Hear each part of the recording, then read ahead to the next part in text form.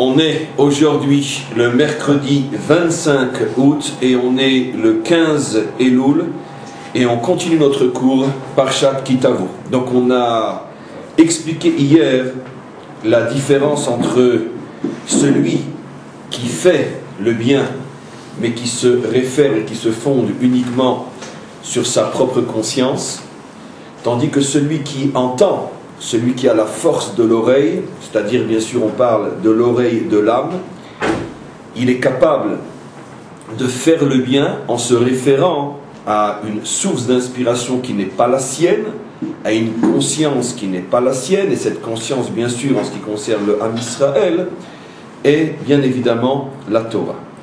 On a expliqué que le Ari Akadosh révélait que justement avant que ne soit créé notre monde ou nos mondes, notre monde, Dieu avait déjà fait une tentative voulue.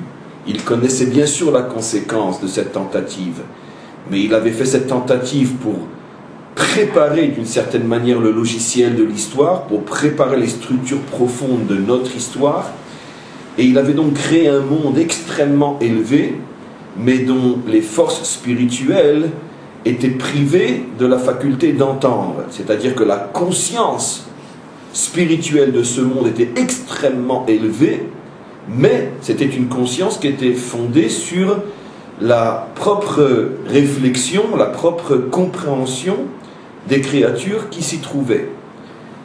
Et qu'est-ce qui s'est passé comme on le sait? Il y a eu une explosion, une brisure, et tout a chuté, tout est tombé. On a donné hier un exemple concret dans l'histoire, dans notre histoire de ce phénomène. C'est par exemple l'histoire de ce Kohen Gadol qui pendant 80 années est rentré dans le Saint des Saints à Yom Kippour et qui finalement après a chuté et est devenu un combattant, quelqu'un qui s'est battu contre son propre peuple et contre sa propre Torah. Et c'est exactement donc le modèle dans notre monde de ce qui s'est passé dans le monde du Tohu. On est en présence d'un homme qui a une force et une conscience spirituelle extrêmement élevée, plus élevée encore que la grande majorité de sa génération, puisque c'est ce qui va lui permettre d'être Kohen Gadol et de tenir pendant 80 années et de pouvoir être dépassé, remplacé par personne.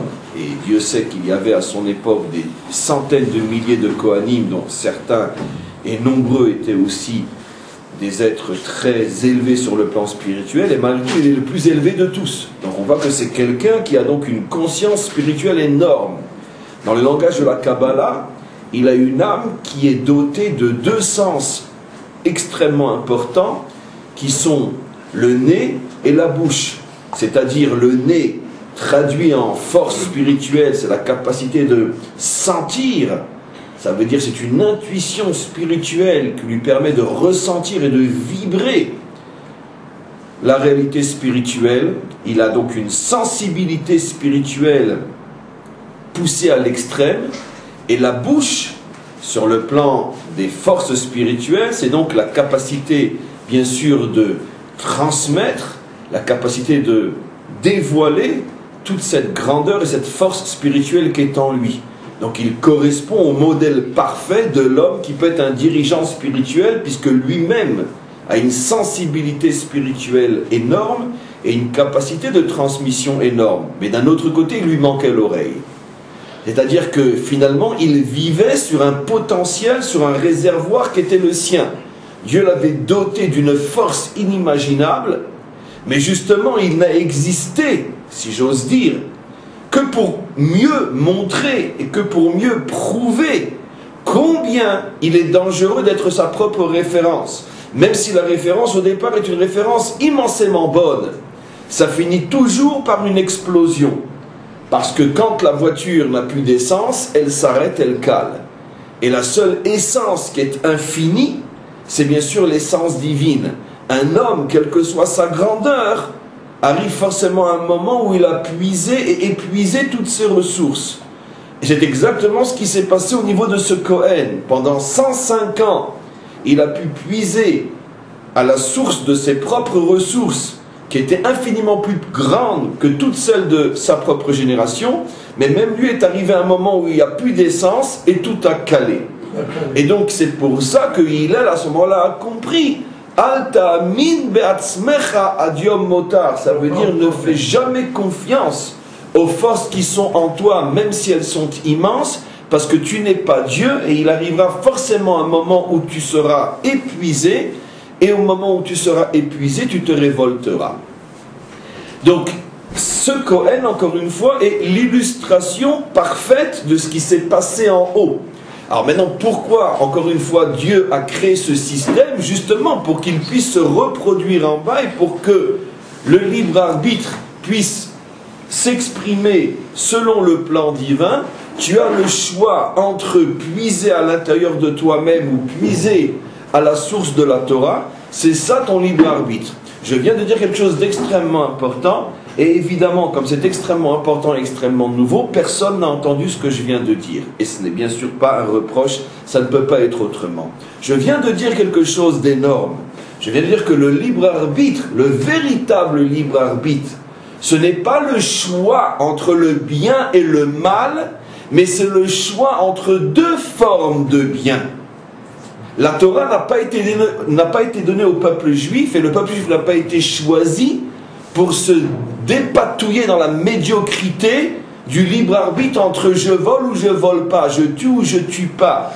En vérité, ni le Ham Israël, ni même les nations ne devraient se dépatouiller dans cette nullité-là.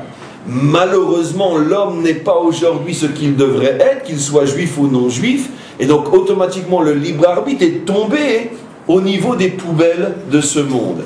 Mais fondamentalement, l'homme n'avait pas été créé pour exercer sa liberté de choisir à des niveaux aussi médiocres. L'homme avait été créé pour exercer cette liberté à des niveaux infiniment subtils et infiniment plus élevés, c'est-à-dire être placé entre deux formes de biens et faire le bon choix, c'est-à-dire un bien qui est inspiré par une source infinie qui est la Torah, ou d'une manière plus globale la volonté d'Hachem. Mais pour pouvoir te brancher à cette source, tout le monde a compris qu'il faut donc une grande capacité de s'annuler, une grande dose d'humilité et d'une certaine manière de soumission, ou bien faire le choix du bien, mais bien puiser à ta propre source. Et dans ce cas-là, ça a l'avantage de ne pas te demander trop d'annulation et trop d'humilité, puisque finalement tu es en diapason avec toi-même.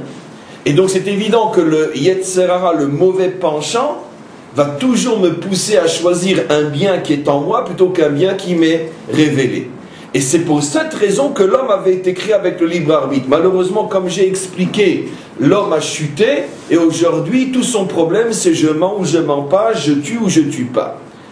Maintenant, évidemment, le libre arbitre tel qu'il avait été prévu au départ, même s'il ne s'exprime plus dans toute sa puissance, est resté sous forme de bride chez chacun d'entre nous, puisque constamment nous sommes confrontés à ce genre de problème, où si on se soumet, si on accepte le bien tel qu'il vient d'en haut, ça nous demande beaucoup plus d'efforts que si on suit le bien tel qu'on le sent à l'intérieur de nous-mêmes. Connaissez, donner un exemple extrêmement au ras des pâquerettes, mais extrêmement significatif.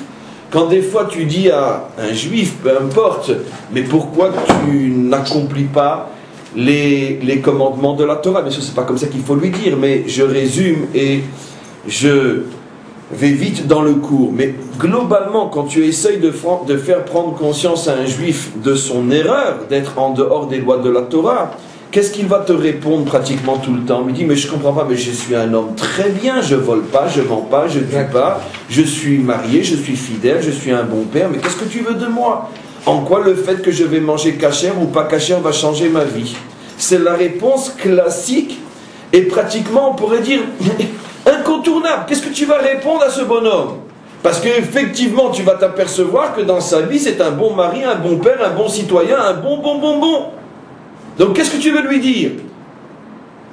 Ce qui est plus grave encore, c'est que quand il pourra, et très facilement, te répondre, s'il est vicieux, mais surtout intelligent, Et puis de toute façon, j'en connais des tas qui mangent cachère, mais ce qui rentre dans leur bouche est peut-être bien, mais je ne te dis pas ce qui sort de leur bouche.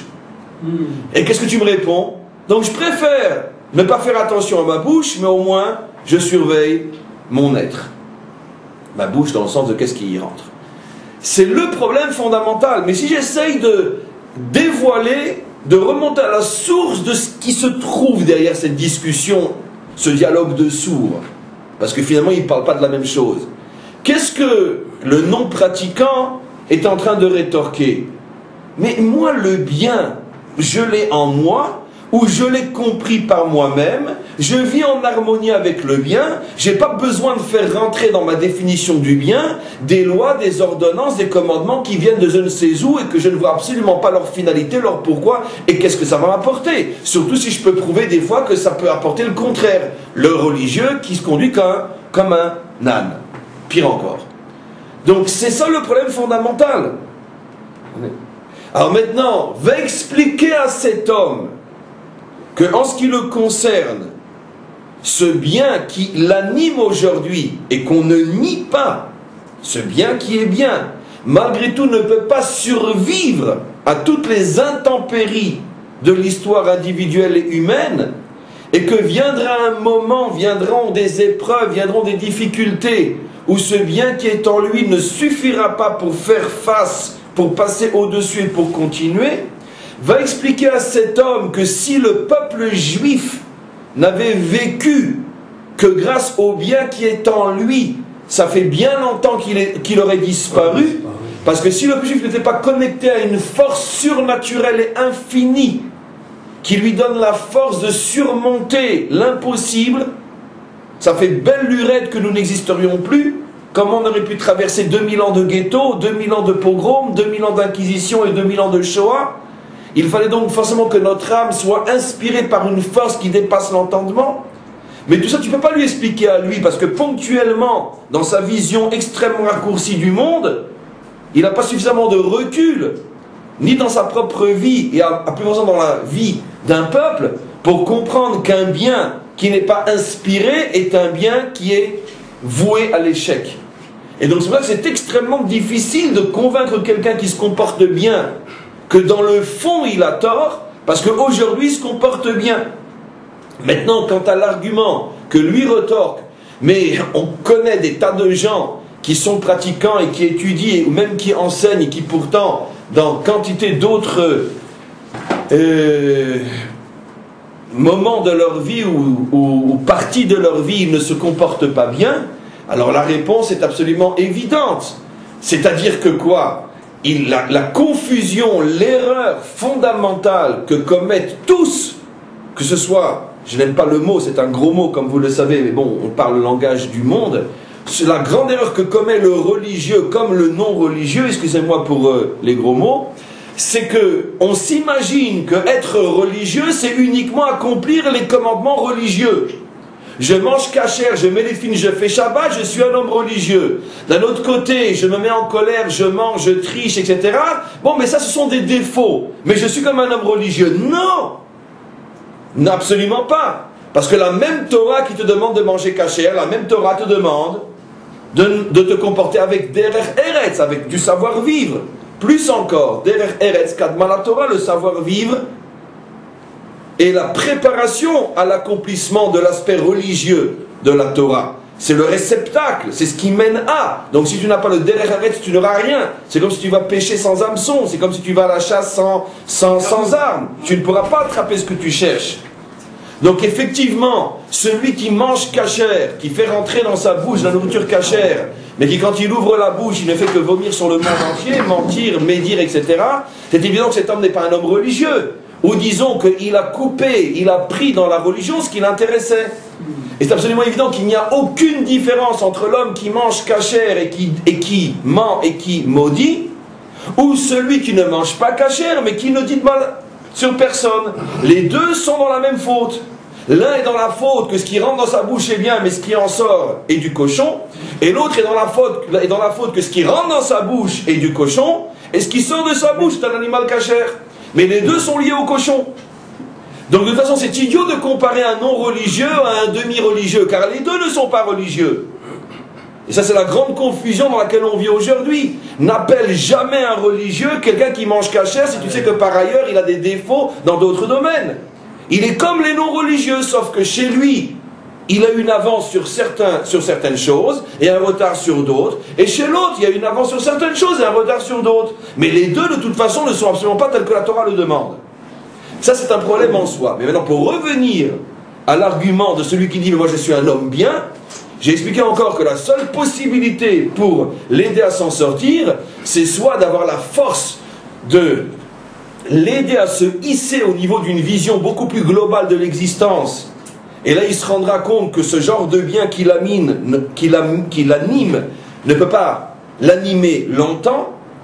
Ou bien sinon, alors il faut généralement attendre qu'il vieillisse et qu'avec l'expérience, avec les coups, avec les échecs, avec les trahisons et avec tout ce qu'on rencontre dans sa vie, il se rendra bien compte que s'il ne tient que sur lui-même, il ne tiendra pas longtemps. C'est généralement la raison pour laquelle la plupart de ces gens finissent en mûrissant et en vieillissant à revenir vers la Torah, parce qu'ils ont pris tellement de coups dans la vie, ils se sont rendus compte combien de fois que leur bien intérieur n'est pas suffisamment fort pour traverser une existence, que finalement ils se rendent compte qu'on ne peut vivre et réussir que branché à une prise qui dépasse les limites et les forces de l'homme. En tous les cas, donc ça c'est ce qu'on a expliqué hier. Je vous ai introduit le cours d'aujourd'hui en vous disant que notre paracha, et d'ailleurs c'est son nom, parle d'une mitzvah qui est extrêmement importante, qui est liée aux 7 fruits qui sont la louange de notre terre. Vous savez que dans Parshat Ekev, on dit que notre terre, bien qu'elle donne et elle porte de très nombreux fruits, mais elle est louée plus particulièrement par 7 fruits. Tiens, quand un juif entend le chiffre 7, tout de suite il pense à quoi? Au chiffre 7. Et on sait très bien que le chiffre 7 nous fait penser à énormément de choses cachées dans le chiffre 7, comme on va voir. Mais en tout cas, il y a 7 fruits fondamentaux qui sont, comme on le sait, fruits, c'est-à-dire fruits de la terre, qui sont le blé, qui sont l'orge, qui sont le raisin ou le vin, qui sont la figue, l'olive, l'huile et la date, et le lait de date, pardon. Et la grenade, et voilà. Et donc, et le rimon et la grenade, voilà, c'est le dernier que je cherchais. Voilà. Maintenant, pourquoi ces 7-là, alors que la terre d'Israël produit quantité d'autres choses? C'est un cours et des milliards de cours en soi. Et ça, bien sûr, on ne pourra pas du tout toucher l'analogie à faire éventuellement entre le fruit et ce que je vais dire. Mais vous imaginez bien que ce que je vais dire maintenant correspond dans les moindres détails au fruit et à la nature du fruit. Mais ça, c'est déjà un peu plus complexe que ce que je vais expliquer. Mais en tous les cas, il y a 7 fruits. Pourquoi 7 fruits? Bien sûr, les maîtres expliquent que les 7 fruits qui représentent la terre d'Israël sont l'incarnation, si vous voulez, dans ce monde physique et très terrestre, puisqu'on parle des fruits de la terre, des 7 attributs divins de Chesed à Malchut. Vous savez qu'il y a fondamentalement 10 attributs divins, c'est-à-dire 10 lumières, 10 forces, 10 manifestations du divin dans ce monde, qui vont se manifester par les 10 paroles de la création, qui vont se manifester par les 10 commandements, qui vont se manifester par les 10 forces qui nous ont permis de sortir d'Égypte, qui vont se manifester par les 10 juifs qui ensemble forment un minyan, forment une communauté et peuvent s'adresser au maître du monde avec certaines prières qu'on ne peut pas faire si on est seul, etc., etc., etc. Donc le chiffre 10 est le chiffre qui contient l'ensemble des sources, des forces, des canaux et des énergies divines. Maintenant, à l'intérieur de ces 10 attributs, il y en a 7 plus particuliers. Ils sont plus particuliers en ce sens que ces 7-là sont ceux qui arrivent plus facilement que les 3 premiers à s'incarner réellement dans le monde et dans tous les aspects de ce monde.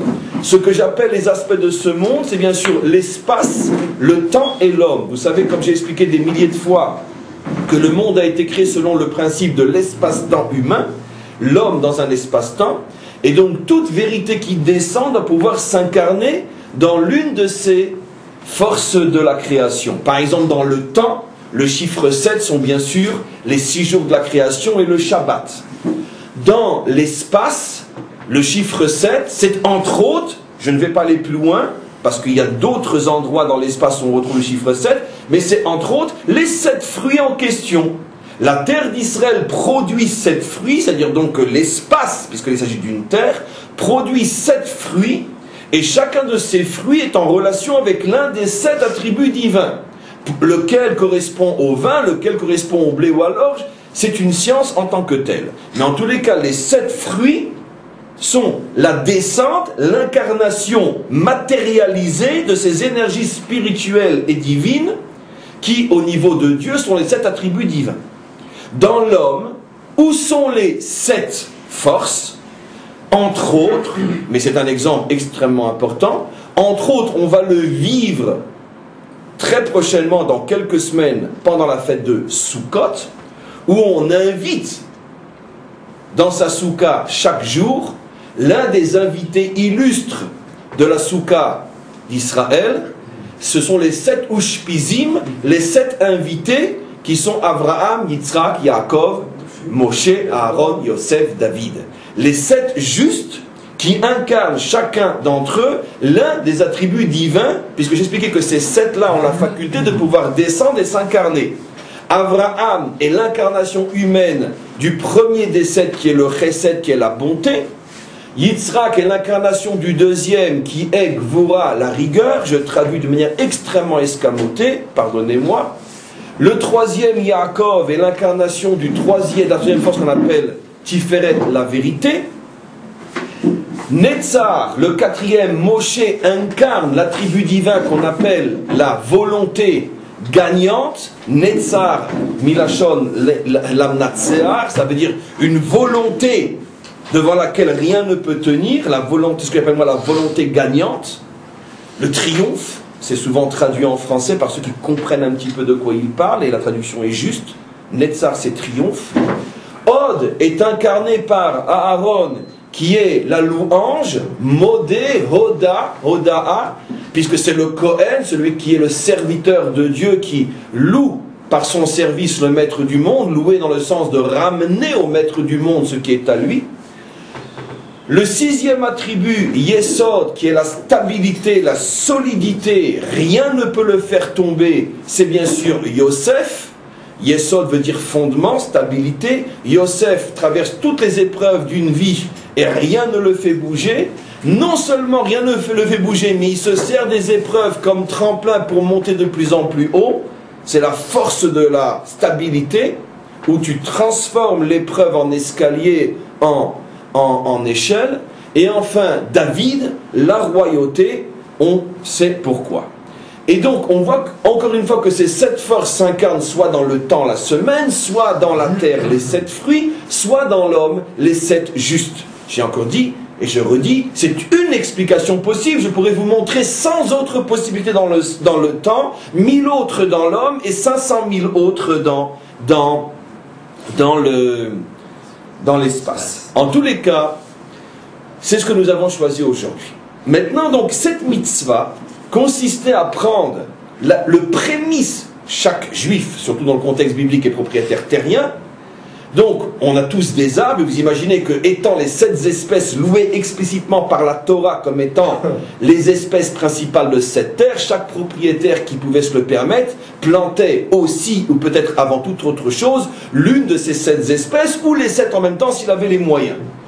Et voilà que arrive la saison, et les arbres, chacun des 7, ou quand il s'agit de récolte pour le blé et l'orge, les premiers fruits commencent à apparaître. Qu'est-ce que nous demande la Torah? Tu prendras velakarta mireshit pri admatecha, tu prendras le prémisse de l'une de ces 7 espèces, ou des 7 si tu as les 7, tu les mettras dans un panier, tu monteras à Jérusalem, tu monteras plutôt au temple, tu amèneras le panier devant le Kohen qui te recevra, et à ce moment-là, tu diras en 2 temps, une première partie et une autre partie, tu diras la chose suivante.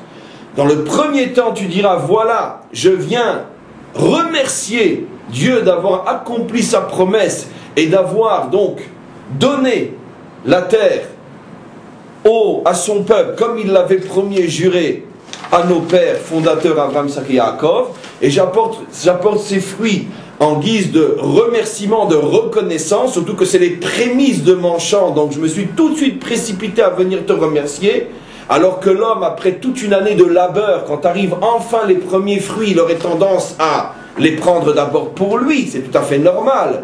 Et non, j'ai ce réflexe de dire d'abord celui à qui tout appartient, et seulement après je prends. Et donc ça c'est la première partie de ce que je dis. Après le Kohen faisait quelque chose avec le panier, il l'apportait près du misber, etc. Et après, le juif Israël reprenait la parole et disait quelque chose d'extrêmement, extrêmement mystérieux qu'on va essayer de comprendre aujourd'hui. Il dit la chose suivante. Arami aved avi veyarad mitzraïma bimite me'at. Voici que le araméen, on sait qui c'est le araméen, Lavan, tiens, dans la même semaine on a parlé de Lavan avec Parashat Ekev, c'est providentiel. Lavan, l'araméen, selon tous nos commentaires, puisqu'il vivait en Aram, qui est la Babylonie plus tard et qui est l'Irak aujourd'hui, mais qui à l'époque d'Abraham ne s'appelait pas Babylone, mais qui s'appelait Aram. Donc les Araméens étaient ceux qui vivaient dans cette partie du monde qui englobait en vérité l'Irak, la Syrie et peut-être une partie de l'Iran. C'était le grand territoire araméen, d'où la langue araméenne que nous parlons encore aujourd'hui quand nous étudions le Zohar ou le Talmud, que nous lisons plutôt que de la parler. En tout cas, la langue araméenne était donc la langue de tous ceux qui habitaient dans ce qui était pratiquement 90% du Proche-Orient de l'époque. Donc qu'est-ce qu'on dit? L'araméen a voulu détruire mon père.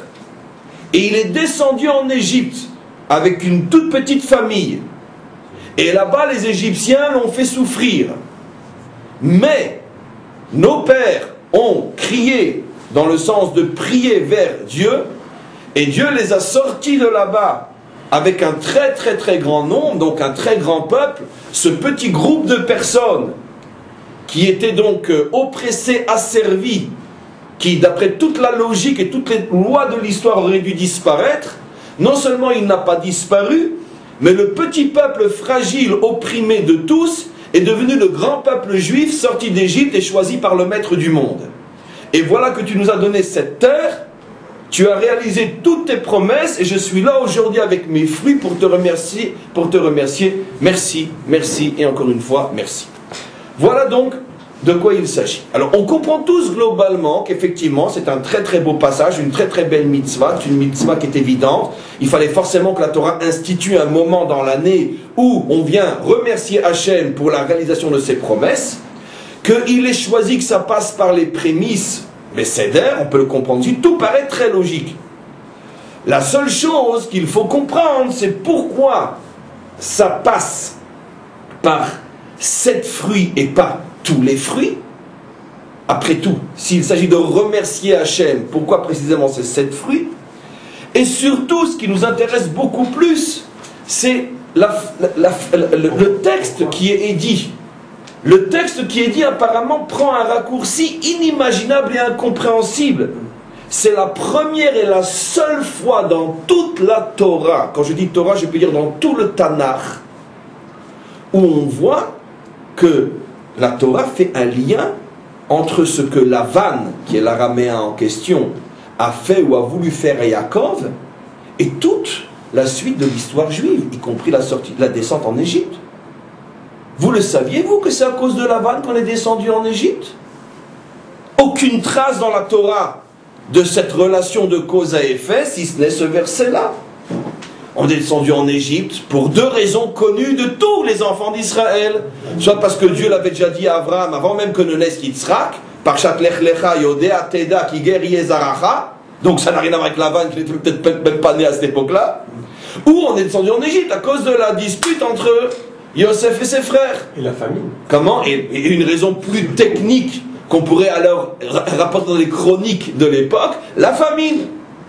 Mais en tous les cas, nulle part on voit le lien entre Lavan et les descendants d'Égypte. Et voilà que dans ce moment extrêmement important où le juif est censé se retrouver devant le maître du monde et lui dire merci pour l'accomplissement de tes promesses, à ce moment où le juif est censé, on peut dire, résumer toute l'histoire d'Israël, voilà qu'une relation est créée de cause à effet entre 2 événements qui apparemment n'étaient absolument pas liés, Lavan, la descente en Égypte, et la naissance d'Israël.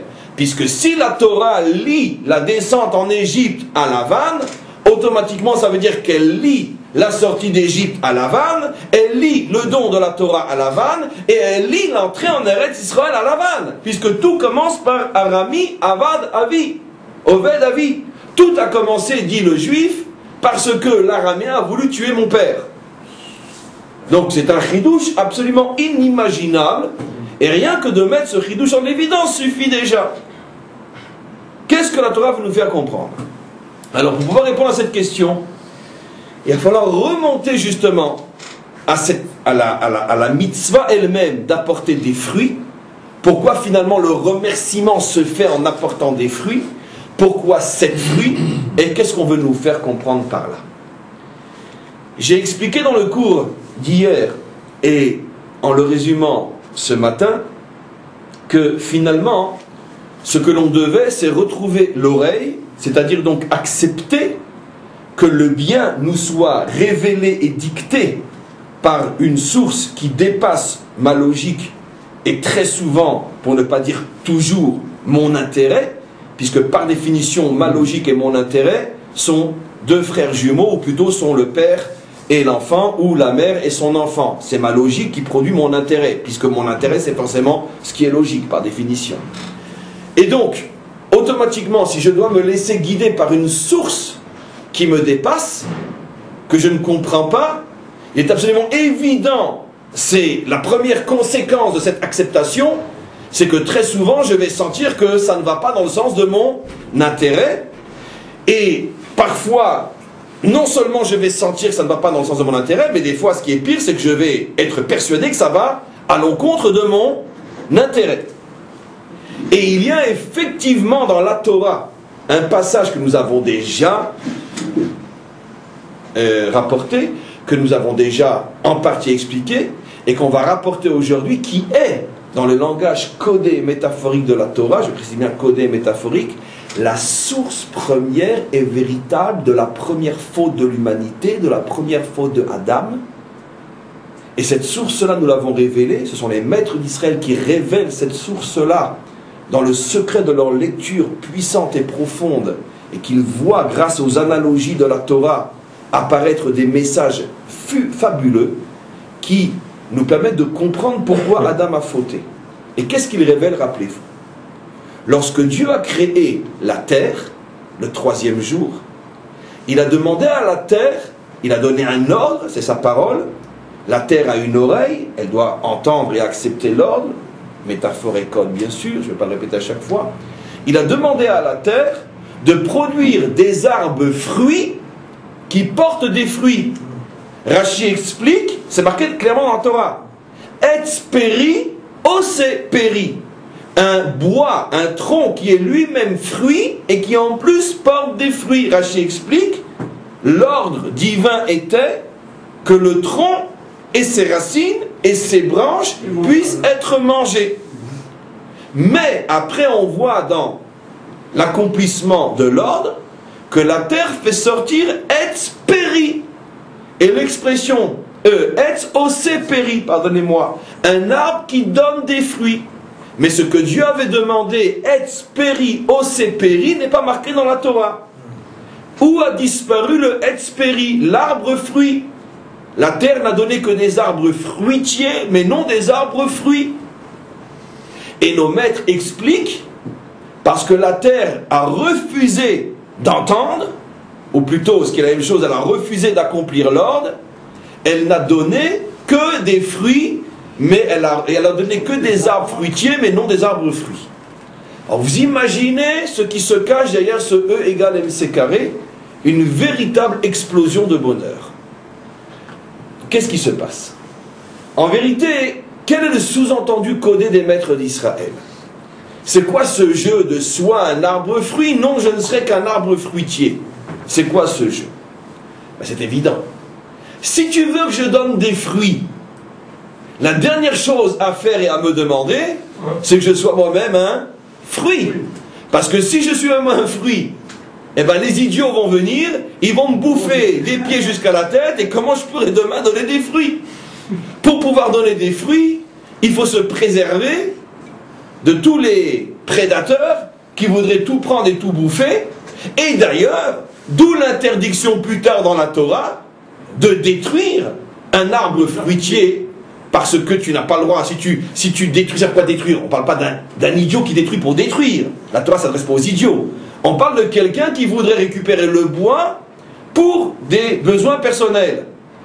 Alors la Torah lui interdit de le faire. Je précise, il y a des nuances, etc., etc. Mais globalement, c'est interdit de le faire. Pourquoi? Parce que toi, tu prends le bois pour toi. Mais qui va porter les fruits après? Ce bois-là a été créé pour donner des fruits. Il n'a pas été donné pour en faire des bûches, pour chauffer ta cheminée. Donc si tu prends le bois, qu'est-ce qui va rester? Rien. Tout disparaît. Donc tu prives le monde d'une fonction essentielle. D'accord? Entre parenthèses, une des preuves parmi des milliards comme quoi l'écologie est une véritable brouette derrière l'avance qu'a déjà pris la Torah il y a 3500 ans.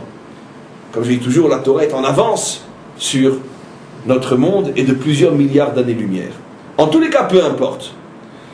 Donc, automatiquement, qu'est-ce que c'est ce dialogue entre Dieu et la terre? Dieu dit à la terre, donne des arbres fruits. La terre lui répond, mais maître du monde, si tu veux que ces arbres donnent des fruits, comment peux-tu leur demander d'être en même temps des fruits?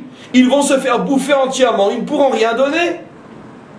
Et donc la terre a refusé, en se disant que la meilleure manière d'accomplir le commandement divin était précisément en ne l'accomplissant pas. Si on arrête le cours ici, merci mon Dieu. La terre s'est dit, la meilleure manière d'accomplir la volonté divine, c'est en ne l'accomplissant pas. Puisque la volonté divine est de donner des fruits aux hommes, il faut surtout que l'arbre ne soit pas un fruit. Et c'est comme ça que j'accomplis la volonté divine. Je m'arrête ici. Qu'est-ce que je suis en train de démontrer, mes amis? Qu'est-ce que les maîtres d'Israël démontrent? Nous ne sommes que la bouche qui expliquons. Mais qu'est-ce que les maîtres d'Israël nous ont transmis? Que le monde est à ce point tordu que l'homme, puisque la terre ici est un symbole, que l'homme peut en arriver à aller contre Hachem en étant persuadé que c'est la meilleure manière de faire sa volonté. Il y a des mécanismes fous dans un être humain où, en allant contre la vérité, il est persuadé qu'il est au service de la vérité. La Torah nous dit, méfie-toi, regarde comme c'est pernicieux, comment ça fonctionne. Vous me direz, c'est Dieu qui a créé le mécanisme, on le sent, on va répéter à chaque fois, il l'a créé parce que c'est le logiciel de l'histoire. Mais regardez comment les véritables savants de l'existence, qui sont les maîtres d'Israël, arrivent à décortiquer le mécanisme. Dieu a créé un mécanisme fou qui fait que l'homme puisse se révolter contre lui, elle, un grand elle, lui, en étant persuadé qu'il fait sa volonté. Première remarque. Mais deuxième remarque malgré tout. Revenons maintenant sur le bon Dieu et permettons-nous de lui poser une question. Maître du monde, d'accord, c'est vrai que la terre a commis une folie. Oser te désobéir et en plus en étant persuadé qu'elle accomplit ta volonté. Mais je te pose une question à toi, maître du monde. Laisse tomber la terre, je veux comprendre. Apparemment, l'argument de la terre est logique. Si l'arbre est un fruit, il ne pourra plus donner des fruits. Qu'est-ce que répond le maître du monde? Tac, t'es tombé dans le piège. Pourquoi? Comment, à titre de quoi tu viens contre moi? Avec quoi? Avec ta logique. C'est exactement ce que je voulais éviter. Ça veut dire, qu'est-ce que fait le maître du monde? Mais c'est une merveille, mes amis. C'est une merveille. La Torah est une œuvre d'art. Le maître du monde est un artiste. On ne s'imagine pas un Picasso, un grabouillis sur un morceau de papier, ça se vend 2 millions de dollars. La Torah, on doit supplier les gens pour l'ouvrir. Et vous connaissez un artiste comme le maître du monde, et personne ne veut son tableau. Je reviens maintenant. Donc, qu'est-ce que dit la logique au maître du monde? Mais maître du monde, tu n'es pas logique. Qu'est-ce que répond le maître du monde? Mais c'est exactement ce que je veux. Que vous vous habituiez à savoir que je ne suis pas logique, ou plutôt, ma logique n'est pas la vôtre. Bon, très bien, maître du monde, j'ai compris la deuxième leçon. Première leçon, attention, je peux arriver à faire le mal en étant persuadé que je fais le bien. Deuxième leçon, j'ai compris, maître du monde, pourquoi tu as demandé à la terre de faire chose de pas logique, parce que tu veux justement habituer ton monde à savoir que tu te situes au-dessus de la logique. Très bien. Mais je peux te poser une troisième question? Oui. Mais alors très bien, alors j'accepte, je ne suis pas logique, je ne comprends pas, j'accepte, je te suis. Mais explique-moi. Alors comment ça va marcher le système si on se fait tous bouffer? Le maître du monde répond, j'ai un truc que je vais te révéler. Un mot, bracha, bénédiction. J'ai une force surnaturelle dont je dispose, que je donne et que je transmets à tous ceux qui acceptent de mettre leur logique de côté et me faire confiance. Ça s'appelle bracha. Bracha, j'en fais allusion, nous dit le maître du monde, s'il me permet de parler pour lui, dans toute la Torah. C'est la première lettre de la Torah, Bet, qui est la première lettre du mot bracha. C'est le nom de la dernière paracha, Zot HaBracha. C'est ce qui revient dans toutes les parachiotes de la Torah. Si vous écoutez ma loi, je vous donnerai la bénédiction. Si vous n'écoutez pas, je vous prendrai la bénédiction. La bénédiction. Maître du monde, j'ai compris la leçon. J'ai juste encore une quatrième question. Et c'est quoi exactement la bénédiction? Je vais t'expliquer. C'est une force surnaturelle qui rentre dans ce monde au moment où, d'après la logique, ce monde devrait disparaître. Et c'est ça le lien entre toi et moi. Tu te conduis comme un fou pour moi, et moi je te promets, tu ne disparais pas. Tu mets ta tête de côté, tu me fais confiance, et tu verras, je vais te donner une telle baraka que tu vas traverser le monde. C'est ça, la bracha. Seulement le prix à payer, il est difficile. Pourquoi? Parce que c'est très dur pour un homme de donner ce à quoi il tient le plus. Je comprends, je sais. Donc maintenant, qu'est-ce qui se serait passé, mes amis, si la terre avait accepté de donner un arbre fruit? Effectivement, dans un premier temps, ce serait accompli la crainte tout à fait justifiée de la terre. Mais tous les prédateurs vont me bouffer, ils vont rien me laisser. Mais dans un deuxième temps, très vite, ce serait accompli la promesse de Dieu. Ne t'inquiète pas, mon enfant, je te donne d'une telle bracha que dès qu'il s'approche de toi pour te manger, avant même qu'il t'ait touché, t'en as déjà produit 100 autres. Voilà ce que ça veut dire. Ça veut dire que la terre aurait été dotée d'un tel pouvoir que les hommes n'auraient pas pu manger les arbres aussi vite que les arbres poussent. Mais comme la terre n'a pas accepté de prendre le risque, eh bien elle n'a pas pu voir la bénédiction. Voilà la merveille, l'œuvre d'art que nous livrent nos maîtres. Et toute l'histoire du monde a commencé à ce moment-là. Est-ce que je fais confiance, je mets ma logique de côté et je me fais le réceptacle de la bénédiction? Et tout va se passer d'une manière complètement incompréhensible, heureusement.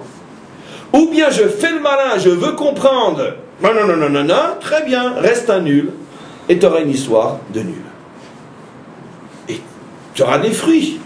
Mais d'un autre côté, il y aura aussi ce qu'il y aura après, la faute, la malédiction et la terre. Non seulement elle donne des arbres fruitiers, mais elle donne plus rien du tout, des ronces et des épines. Quand tu es trop logique, et que tu veux absolument, au nom de ta logique, l'imposer ou t'imposer au maître du monde, finalement ta logique, elle va te faire bouffer des ronces. Dans la vie de tous les jours, je ne donnerai qu'un seul exemple en ce qui nous concerne, nous, dans les limites de ce cours. C'est très clair, on l'a déjà dit des milliers de fois. L'homme logique sait qu'une journée professionnelle logique se construit de 8h du matin jusqu'à 8h du soir. On doit être là quand il le faut, où il le faut, toujours le premier, le meilleur, le ci, le ça, Bekitsour, toute une vie où ma tête, mon corps, tout est investi dans ma vie professionnelle. Il ne reste plus rien pour ni le bon Dieu, ni ma famille, ni moi-même. Ça c'est la logique. Ça c'est la logique de la terre qui veut produire un arbre fruitier. Qu'est-ce que c'est maintenant ce qui n'est pas logique? Voilà, j'ai expliqué 1000 fois. Je dois nourrir mon corps, et je dois aussi nourrir mon âme. Mon corps a ses exigences, mon âme a ses exigences. Et dans mon âme, j'inclus ma femme, mes enfants et moi-même. Ça veut dire tout ce qui n'est pas la rentabilité directe. Il n'y a pas de raison que je me crève pour mon corps et je ne me crève pas pour mon âme. Il n'y a pas de raison. Qui a décidé que ça devait être comme ça? Le monde et sa logique? Je me fous du monde et sa logique. Moi je crois dans ce que le maître du monde et sa logique me disent. Fais-moi confiance et tu verras la bénédiction. Et on sait tous après ce que ça veut dire. Et plus tu te mets dans une situation où d'après leur logique à eux tu te mets en danger, et plus tu vas t'apercevoir que le réceptacle que tu présentes au maître du monde attire en lui une bénédiction inimaginable, et tu vas être capable de faire en 3 heures ce que eux ont besoin de faire en 8 heures. Et plus encore, tu vas t'apercevoir qu'en 3 heures ou en 4 heures, tu réussis 100 fois plus que eux en 8 heures, en 10 heures, etc. Et plus encore, tu t'apercevoir qu'en 3 ou 4 heures, toi tu réussis eux finalement, dépôt de bilan, faillite, c'est-à-dire les ronces et les épines. Voilà ce que tu vas t'apercevoir. Mais c'est tellement dur d'essayer. Ben oui, mais c'est pour ça que tu es juif. C'est ça tout le pari. Ça c'est un exemple simple, et des exemples comme ça on peut en apporter des milliers et des milliers. Alors maintenant je reviens à ce que j'explique. Pourquoi les 7? Parce qu'en vérité, qu'est-ce que je viens d'expliquer? Je viens d'expliquer que le maître du monde a voulu que la terre produise des arbres fruits.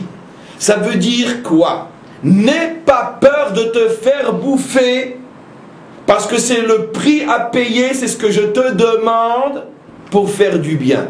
Maintenant, je vais passer dans le décodage plus approfondi. C'est quoi un arbre qui donne des fruits? Mais c'est l'incarnation même de la qualité qu'on appelle le chesed, la bonté. Pourquoi? Parce que l'arbre, il retire quelque chose de ça. L'arbre, il est entièrement pour l'autre. L'arbre, il crève pendant des années pour pousser, et tout d'un coup, une fois qu'enfin son fruit est sorti, arrive un passant, un étranger, qui n'a rien fait, absolument pas participé à la naissance et à la croissance de cet arbre, il vient, paf, il se sert, il mange, il jette le grognon, il rote et il continue son chemin. À quoi il sert l'arbre? Il est là pour faire du bien, pour que les hommes puissent trouver à manger. Maintenant, tout ce que la terre a dû trimer pour que cet arbre puisse donner un fruit, l'homme s'en fout. Lui, il vient, il se sert, il prend. C'est l'acte, s'il est un peu plus intelligent, il fera la bracha. C'est ça tout le sens de la bracha. Mais en tous les cas, l'arbre, dans sa nature même, est l'expression d'un acte de bonté gratuite. C'est pour ça que quand la Torah veut comparer l'homme à quelque chose d'autre que l'homme, elle le compare à l'arbre. Qui a Adam etz asadeh, parshat kitetse. Parce que l'homme est comme un arbre dans les champs. Il y avait la chanson l'arbre dans la ville, et la Torah dit l'arbre dans les champs. Et donc, de quel homme on parle? On parle de l'homme qui est comme un arbre dans les champs. C'est-à-dire qui a compris qu'une vie qui n'est pas fondée sur la bonté, même gratuite, n'est pas une vie d'homme. C'est une vie de choses, c'est une vie de créature, c'est une vie animale, peu importe. Un homme n'est que celui qui sait qu'il doit donner des fruits. Gratuits, tu prends, tu pars, je suis là pour ça.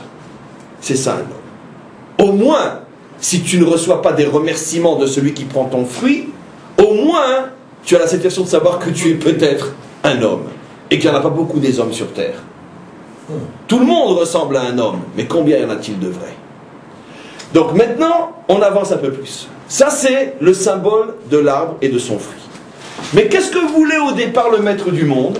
Il voulait que non seulement tu sois un homme bon, qui accepte de faire des efforts pour que gratuitement l'autre vienne et le prenne, mais en plus, il t'avait demandé, le maître du monde, que même ton tronc soit un fruit. Ça veut dire, attends-toi à ce que si tu fasses du bien dans ce monde, tu vas te faire complètement bouffer dans un premier temps. Pourquoi? Parce que seuls les Français ont compris, comme je le dis tout le temps, excusez-moi, en appelant le bon et le B est tout à côté, est juste à côté du C.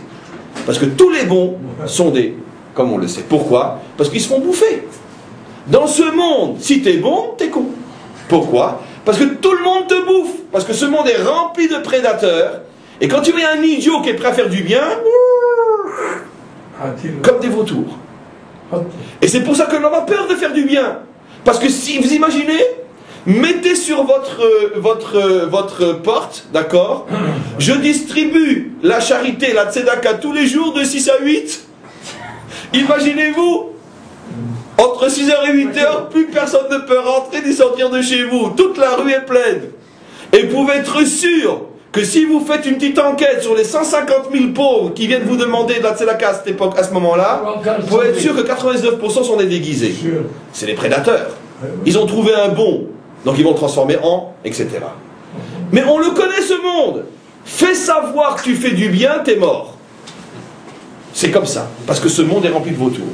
Donc l'homme, à force d'être pris pour un, parce qu'il était bon, qu'est-ce qu'il a dit? Il a dit, bon, écoutez, finalement, je préfère être un arbre, ni fruitier, ni fruit, ni fruitier, un arbre dans la ville, comme dans la chanson. Il n'a pas de fruits. Parce que les arbres dans la ville, ils n'ont pas de fruits, effectivement. On ne plante dans Paris que des arbres sans fruits. Parce que vous imaginez, en plein Belleville, des arbres fruitiers, même le pavé, il partirait avec. Donc, des arbres, uniquement sans fruits. Ça, c'est l'homme. L'arbre dans la ville, qui est cette fameuse chanson, comme un arbre dans la ville, c'est quoi en vérité? C'est le symbole de ce que l'homme a compris. Surtout ne donne pas de fruits, tu vas te faire bouffer. Surtout ne donne pas de fruits. C'est exactement la faute de la terre. Dieu dit à la terre, écoute, ne t'inquiète pas. Ne t'inquiète pas. Donne des fruits. Fais-toi bouffer. Fais-toi déchirer. C'est pas grave. Je suis là pour te doter d'une telle bénédiction qu'ils n'auront même pas le temps de finir de te bouffer, que tu te seras déjà tellement multiplié que finalement tu continueras et continueras et continueras jusqu'au jour où eux ils mourront tous dans leur vomi à force d'avoir bouffé gratuitement, et toi tu continueras pour l'éternité. Mais seulement le pari est difficile à prendre, parce que qui ose dans un premier temps se voir bouffé par des prédateurs, se voir exploité, tronqué, trahi, et il doit continuer avec le sourire, je donne, c'est pas grave, je suis un arbre, comme un arbre dans les champs et pas comme un arbre dans la ville, je donne. C'est très difficile. La terre n'a pas eu ce courage, et on sait ce qui s'est passé après. Par contre, Dieu a attendu des siècles jusqu'à ce qu'il retrouve son arbre fruit. Et il en a trouvé 7. 7 qui sont les 7 pères fondateurs de notre peuple. Abraham, Yitzhak, Yaakov, Moshe, Aaron, Yosef, David. Les 7 ont en commun que dans un premier temps, ils se sont fait complètement bouffer parce qu'ils étaient justement des arbres qui donnaient des fruits. Ils ont accepté l'ordonnance, ils ont ouvert l'oreille, ils ont accepté l'épreuve de se voir bouffés par des prédateurs. Ils ont eu confiance que de cette boufferie jaillirait leur éternité. Ils ont fait confiance dans le Maître du monde et ils sont devenus éternels. Ils n'ont pas disparu.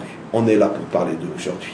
Tous les prédateurs, on ne connaît même pas leur nom, on ne sait même pas qui ils étaient, d'où ils viennent, ils ont disparu. Même les musées ne parlent pas d'eux. Et aucun livre d'histoire ne parle des prédateurs. Parce que seul celui qui fait la volonté d'Hachem et qui n'a pas peur et qui accepte de mettre sa logique de côté, seul celui-là perdure. Donnons très rapidement l'exemple concret de ces 7 personnages qui, parce qu'ils ont voulu faire du bien, se sont fait déchirer et ils ont continué quand même. Ils ont fait ce que nous ne faisons pas. Nous, à la première trahison, on arrête tout. Non, je m'en fous, je suis trahi, je continue. Donnons un exemple. Abraham. Abraham a tout investi, comme on le sait. Je donne un exemple parmi des milliers. Dans Lot. Il a tout investi dans Ishmaël.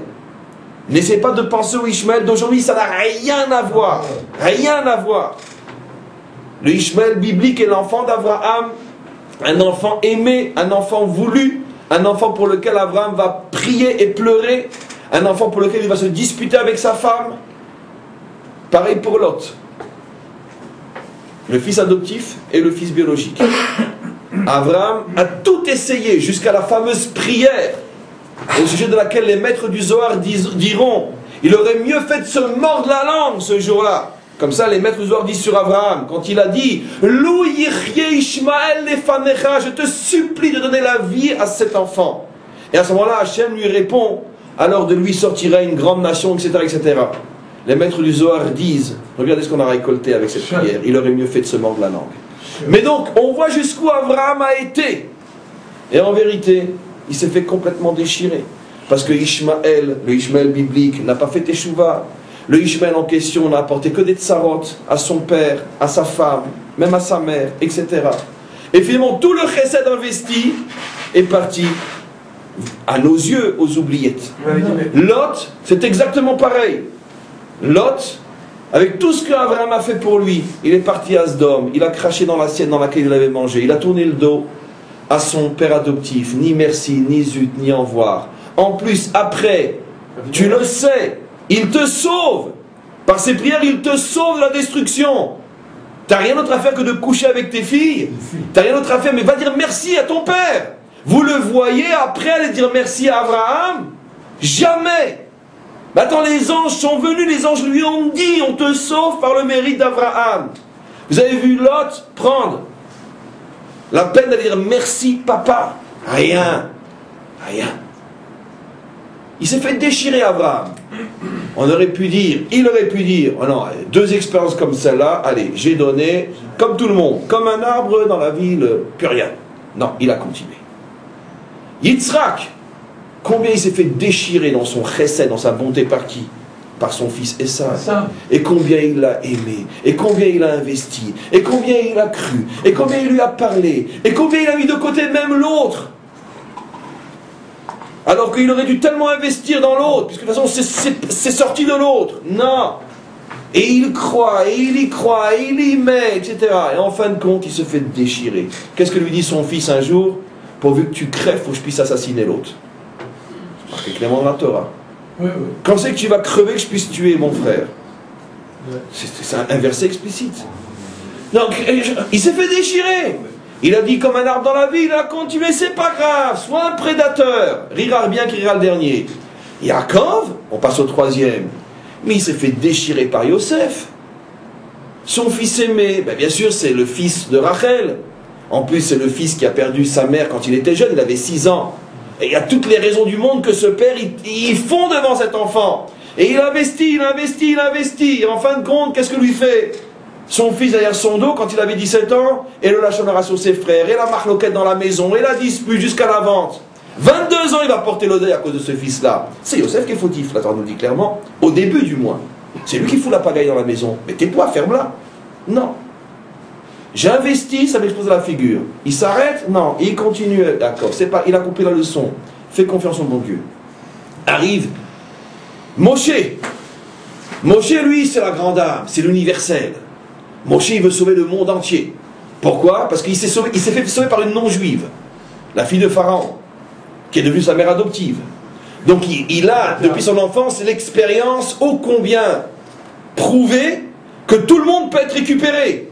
Puisque la fille de Pharaon m'a sauvé. La fille de celui qui voulait détruire mon peuple m'a sauvé. Moi, le sauveur de mon peuple. Ne me racontez pas que le monde est perdu. On peut sauver tout le monde. Sa mère est une non-juive qui se convertit. Et il part à la chasse des âmes perdues. Il part chez le grand prêtre de l'époque, Yitro, le plus idolâtre de tous les hommes de son temps. Il dit, toi je te prends et ta fille, je vous ramène à la maison. Et il se marie avec une idolâtre. Il en fait non seulement sa femme, mais il en fait la source de toute son inspiration. Rappelez-vous tous les cours où j'ai expliqué qu'il n'est devenu Moshe que grâce à cette convertie. Donc il prouve que tout peut être sauvé, que tout peut être récupéré, et que moi, Moshe, je dois ce que je suis à la fille d'un idolâtre. Il fait de son beau-père un tel modèle que son beau-père va donner son nom à la paracha du don de la Torah. Et donc Moshe commence à apporter des preuves et des preuves et des preuves. Comme vous voyez, tout peut être récupéré. Et quand on en arrive à la sortie d'Égypte, Moshe dit maintenant, je vais récupérer l'irrécupérable, le Erevrav. Je sors maintenant ceux qui apparemment sont les plus dangereux, cette multitude, cette foule de mélange égyptiens et d'esclaves et tout ce Erevrav qui a suivi Israël. À la sortie d'Égypte, il dit, moi, je suis l'homme qui récupère, je récupère tout. Ça c'est le chesed, il en donne des fruits, allez, venez bouffer, venez prendre à la source de ma bonté. Et quand il y aura la faute du veau d'or faite par le Erevrav, à ce moment-là, Dieu lui dit, l'air raide qui shichet amecha. Dégage, je ne veux plus te voir. Ton peuple a fauté. Moshe lui dit, ça veut dire quoi mon peuple a fauté? Attends, c'est le tien quand ça t'arrange et c'est le mien quand ça t'arrange? Ça veut dire quoi? Hachem lui dit, mais non, je parle du tien, pas du mien, celui que toi tu as sorti. Tu m'as demandé la permission de le sortir, toi le grand universel, toi le grand bon. Bon, le bon Dieu n'est pas grossier comme moi, donc il a dit le grand bon. D'accord? Il va dire, on te met des bonbons, il a dit. Ils t'ont mangé, sucé, il reste rien. Bonbons, descends, dégage. Et depuis, on sait ce que le Rav nous a causé. Toutes les révoltes dans le désert, et jusqu'à aujourd'hui. Il s'est fait déchirer. Il a arrêté, il a continué. Et je donne, et je donne, et je donne. Aaron, il s'est fait déchirer. Lui aussi, pour la faute du veau d'or. Ils sont venus vers lui, ils lui ont dit, ou tu acceptes qu'on fasse le veau d'or et tu cautionnes, ou on t'égorge, comme on vient d'égorger Chour, ton neveu, le fils de Myriam, le fils de ta sœur, on vient de l'égorger devant toi. Ou tu acceptes, ou on t'égorge. À ce moment-là, les maîtres d'Israël disent qu'il a fauté par amour d'Israël. Il s'est dit, il a fait un raisonnement qui paraît bizarre pour des gens comme nous qui sommes tellement intéressés, qui tenons tellement à notre peau, mais pas chez Aaron. Aaron a fait un raisonnement sincère, il s'est dit, il y a deux fautes dans la Torah qui sont les plus terribles de toutes, mais une est encore plus terrible que l'autre. L'idolâtrie, mais elle est la plus haute encore, et c'est à cet endroit que nos maîtres nous le révèlent, assassiner un dirigeant modèle d'Israël. S'il me tue, c'est-à-dire si je refuse qu'il me tue, ils n'auront aucune réparation possible. Si je les laisse faire l'idolâtrie, c'est très grave, on part pour des millénaires de réparation, mais en fin de parcours, il y aurait une réparation. Mais s'ils me tuent, c'est fini. Je préfère perdre mon monde à venir, dit Aaron. Je préfère qu'on me mette avec eux en enfer, mais par amour pour ce peuple, allez, j'y vais. Nos maîtres disent, il a fait l'erreur de sa vie, il s'est fait déchirer, il n'a rien compris. Non. Pourquoi? Parce que lui aussi, à son niveau, il a mis sa logique dans des choses qui le dépassent. C'est pas le cadeau de la Torah, c'est le maître du monde. Le maître du monde, il t'a dit, on ne fait pas l'idolâtrie, on ne fait pas l'idolâtrie. Commence pas à être logique sous couvert d'amour d'Israël. Parce qu'on commence comme ça, on termine après, je ne sais comment. Dès que tu commences à toucher à la Torah, tu sais pas où ça va t'amener. Toute l'histoire de la réforme le prouve. On commence à toucher une loi, et puis après on fait un mariage de deux hommes sous une choupa, célébré par une femme, bien sûr. Ben oui, on a des photos sur Internet. Deux hommes qui se marient sous une choupa avec le châle, le talit, célébré par une femme. Mais ça a commencé à 200 ans. On a touché un petit peu à la Torah. Voilà ce qui se passe après. Donc, Bekitsour, lui aussi s'est fait déchirer. Yosef, maintenant, dans sa volonté toujours de faire le bien, de faire le maximum, d'accord, il arrive chez Poutifar. Mais t'inquiète pas, je prends tout en main, je vais... Mais t'as pas demandé de faire du zèle. Tu n'es qu'un esclave, mais non t'inquiète pas, je vais amener la bénédiction chez toi. Mais nous on a vu un esclave qui dit à son maître, je vais amener la bénédiction chez toi. Mais ça c'est Yosef, il est bon, il donne. Jusqu'à ce qu'il brille tellement que, hop, viens ici toi. Il s'est fait déchirer. Et il s'est fait déchirer. Parce que cette histoire avec Poutifar lui a causé beaucoup de dégâts par la suite. L'histoire des 10 maîtres qui ont été suppliciés, etc. C'est lié à cette histoire-là, on en a déjà parlé, on en reparlera peut-être un jour. Mais en tout cas, il s'est fait déchirer lui aussi. Et enfin David. Alors David, lui, c'est un miracle, il reste encore quelque chose. Même un os, on ne trouve plus. Alors David, lui, il s'est déchiré. Ses femmes, ses enfants, ses amis, ses élèves, ses maîtres, le monde entier a voulu le déchirer. Et lui, constamment, avec les psaumes, le grand rêveur, et... Ça, c'est David. Et il donne. Il a tellement donné qu'il a décidé, je reviendrai, je serai le Messie, ne vous inquiétez pas. Très bien. Mais lui, nos maîtres disent jamais un homme s'est fait autant déchirer par les prédateurs que David. Bref, les 7 sont la réparation de la faute de la terre, qui n'a pas voulu se faire déchirer en donnant, et eux ont dit, nous, on se fera déchirer, mais on donnera. Et finalement, qui a gagné? Eux ou la terre? Eux. Parce que eux sont devenus éternels et ont fait sortir d'eux le peuple de l'éternité. La Torah nous explique la chose suivante. N'aie pas peur des prédateurs. D'abord, c'est inévitable. Là où il y a du bien, viennent toutes les, selon le langage de la Kabbalah, toutes les clipotes qui viennent pour, comme des sangsues, sucer, prendre, te bouffer entièrement, rien te laisser. Je vais disparaître. Ne t'inquiète pas. Le bon Dieu met en toi une telle puissance que tu vas traverser l'histoire et eux disparaîtront. Maintenant, mes amis, je termine. Vous allez comprendre maintenant pourquoi, quand on vient avec ces 7 fruits qui sont le symbole donc des 7 juste qui représente l'arbre fruit et pas seulement l'arbre fruitier. Pourquoi on dit Arami Avad Oved Avi? Pourquoi on parle de lui et pourquoi c'est lié à la descente en Égypte, à la sortie d'Égypte, etc. Et parce que s'il y a énormément effectivement, mais ça c'est un autre aspect du cours. Je reste maintenant dans ce que j'explique, genre de l'inversion, etc.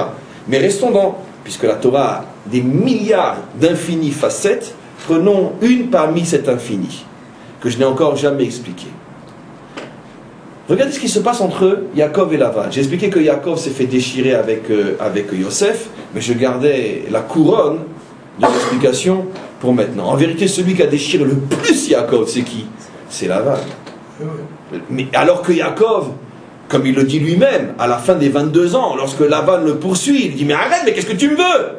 J'ai travaillé pour toi le jour, la nuit, en hiver, en été. » Et il lui dit « Et même lorsqu'un loup rentrait, prenait une brebis et la dévorait, alors que d'après la loi, je suis quitte, parce que c'est un cas de force majeure, je te la remboursais de ma poche avec le maigre salaire que tu me donnais. T'as à te plaindre de moi? Quand je suis venu chez toi, tu n'avais que des filles. Aujourd'hui, tu as des fils. Quand je suis arrivé, tu étais un pauvre. Tu n'avais même pas de quoi te payer un homme pour aller amener ton troupeau, boire. C'est tes filles qui allaient pour toi, tu n'avais rien. Et aujourd'hui, tu as la tête d'un empire. Et qu'est-ce que tu me veux? Et l'autre qui lui répond encore en pleine figure, tout ce que tu as, c'est de moi. Ah, l'ingratitude puante, insupportable. Un bonhomme, ça tu prends, tu les trembles, et encore ça te salir les mains. Rien du tout. Yaakov, il dit rien. Vas-y, bouffe, prends. Vas-y, bouffe-moi. Et comme tu l'as dit. Et comment qu'il l'a détruit, Yaakov? Avec cette histoire du mélange des femmes, etc. Il ne lui a pas donné la bonne au bon moment, il a tout interverti. C'est des cours, rappelez-vous, qu'on a fait au début de l'année dernière, au début de cette année, pardon. Donc, peu importe. Yaakov, lui, pendant 22 ans, il travaille pour celui qu'on appelle, en jouant sur les lettres, pas l'araméen, mais le ramaï, ça veut dire le menteur, le traître, l'hypocrite par essence. Des milliards de fois il aurait pu se dire, attends, d'accord, je lui prends pas dans sa poche, mais je vais pas quand même prendre de la mienne pour lui donner. Rien. Il le sert avec une fidélité royale jusqu'à la fin. Ce qu'on appelle en français le pigeon, la bonne poire, et chez nous le frayeur. C'est-à-dire l'idiot fini. Qui a gagné? Yaakov. Vous savez ce qu'il est resté de Lavan? Un nom dans la Torah. Rien. Rien. Pas de peuple, pas d'enfant, pas d'histoire. Rien. Un nom symbole du traître et de l'hypocrite et du menteur. Yaakov, un peuple qui jusqu'à aujourd'hui encore fait la première page de tous les journaux. En bien ou en mal, peu importe. Comment? Le Liban, non, ça n'a rien à voir. Non, ça s'en est sûr. Non, certain. Et d'ailleurs, il faut savoir que partout dans la Torah, on parle du Lévanon, ça je profite pour le rectifier, ça ne parle jamais du Liban, mais du Beth Amikdash, du temple. L'endroit qui blanchit, qui purifie le monde entier. Non, mais ça c'est dans la tradition orale, je te parle dans la Torah, Lévanon, regarde Rachid dans toute la Torah, Lévanon, Beth Amikdash. Les cendres du Liban, c'est la tradition non juive, mais ce n'est pas la nôtre. Pour nous, le Lévanon fait allusion au Beth Amikdash. Nous n'avons pas de... Le nom Lévanon, Liban, est un nom inventé par les nations, il n'existe pas dans la Torah. Chez nous, Lévanon fait allusion au Beth Amikdash. D'ailleurs, de toute façon, le Liban n'est pas un pays qui existe. En vérité, on le sait tous, il ne faut pas le dire de force, mais en vérité, le Liban, c'est la Syrie. Le Liban est un pays qui a été créé il y a 50 ans par les Anglais. Enfin, pas les Français, peu importe, 50 ans ou 100 ans. Donc, la Torah ne peut pas parler du Liban, puisqu'il n'a jamais existé. Il a été créé il y a 100 ans. Donc, il ne faut pas le dire à Assad, ça. En tout cas, il le sait, il n'a pas besoin de moi pour ça. Maintenant, on revient, vous savez très bien, quand les Français, les Anglais, etc., j'ouvre une parenthèse historique, mais tellement ça, mais tellement vrai, ont compris qu'ils allaient perdre des colonies, qu'est-ce qu'ils ont fait? Ils ont volontairement et salement, méchamment créé une telle pagaille ici, qu'ils de toute façon, ils vont tous en crever. Et ils vont la payer cher, leur liberté. Et ils ont découpé le Proche-Orient d'une manière impossible. La Jordanie est un pays créé par les Anglais, le Liban par les Français. Ce sont des pays qu'on a amputés à d'autres nations, comme le partage entre l'Irak et l'Iran de toutes les guerres. Ce sont les colonisateurs qui, eux, nous donnent après des leçons, qui ont véritablement introduit la mort et le massacre au Proche-Orient en créant des pays complètement artificiels qui sont inviables et ingérables, en se disant « Ah, vous nous foutez dehors !» Mais croyez-moi que vous allez nous regretter. L'Afrique aussi. Comment? Mais partout où ils ont été, ils ont fait ça. Et après, ils font des leçons au monde. Nous, on est des colonisateurs. Nous, qui sommes le seul peuple au monde dont la propriété est écrite dans le livre qui est reconnu par le monde entier comme étant le livre saint, nous, on nous traite de colons. Et eux, ces fouteurs de pagaille et de mort, ils viennent nous donner des leçons. On fait la parenthèse. Donc, après tout, on n'a rien contre les Français et les Anglais, c'est pas grave. Maintenant, on reprend. Donc, qu'est-ce qui s'est passé avec Yaakov et Lavan? Il s'est passé que Yaakov s'est fait déchirer pendant 22 ans. Il n'a pas bronché. Il s'est fait bouffer, déplumer, dépecer, déchirer. Et il a continué sa route. Et finalement, qu'est-ce que raconte l'histoire? C'est pas fini. Après, on est parti en Égypte. Et là aussi, après que Yosef ait tellement fait, il a tellement donné pour cette nation, pour ce peuple. Vous croyez qu'ils nous ont remerciés? Mais jamais de la vie. Ils nous ont déchirés, transformés en esclaves. C'est pour ça qu'on passe dans le texte de Lavan à l'Égypte. C'est pas pour le problème historique, c'est bien sûr c'est pas à cause de Lavan qu'on est descendu en Égypte. Mais ici le texte prend le raccourci des messages. Le message que le texte nous transmet, c'est le message de celui qui se fait déchirer parce qu'il donne. Regardez combien Yaakov a donné à Lavan, comment il s'est fait déchirer. Regardez combien notre famille, au départ, a donné à l'Égypte. Regardez comment elle s'est fait déchirer après. Mais c'est pas grave, parce que comment le texte continue? Mais finalement, qui c'est qui a gagné? C'est nous. On a fini par sortir d'Égypte. On n'a pas disparu. Le petit homme fragile ou la petite communauté fragile que toute la logique du monde donnait à la disparition est sorti, s'en est sorti en dépit de toute logique, au-delà de toute logique. Et c'est nous qui avons gagné. On est devenu un grand peuple, on a reçu la Torah. Et regarde, on est là sur cette terre pour dire, tu vois Hachem, celui qui accepte de se faire bouffer quand il fait du bien, il finit toujours par gagner. Voilà, c'est ça ce qu'on dit ici.